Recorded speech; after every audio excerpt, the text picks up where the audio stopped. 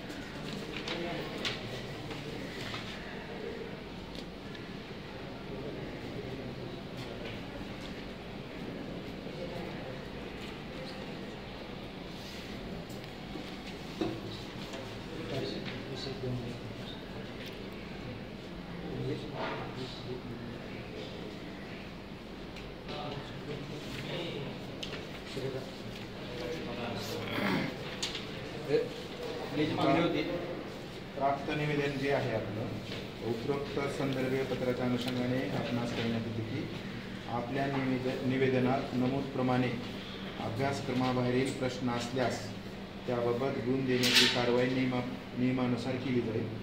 तसेच वरील पत्राच्या अनुषंगाने कोण दोषी आढळल्यास त्यावर नियमाप्रमाणे कारवाई करण्यात येईल।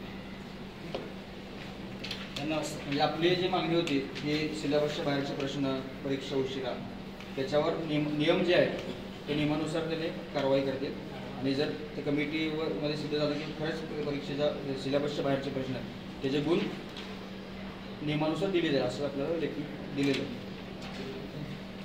तर कधीपर्यंत एवढं ती कारवाई ते रिझल्ट नंतर आपल्याला कळलं पण ते कारवाई रिझल्ट नाही कारवाई प्रोसेस कशी आहे प्रोसेस असेसमेंटच्या पण कारवाई जी आहे सर 3-4 दिवसामध्ये त्यांच्यावर तुम्ही कारवाई केली प्रोसेसला वेळ लागेल साधारण तुम्हाला दिलं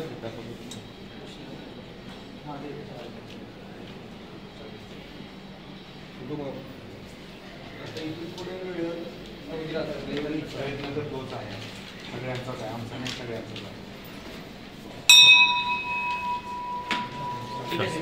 धन्यवाद सर।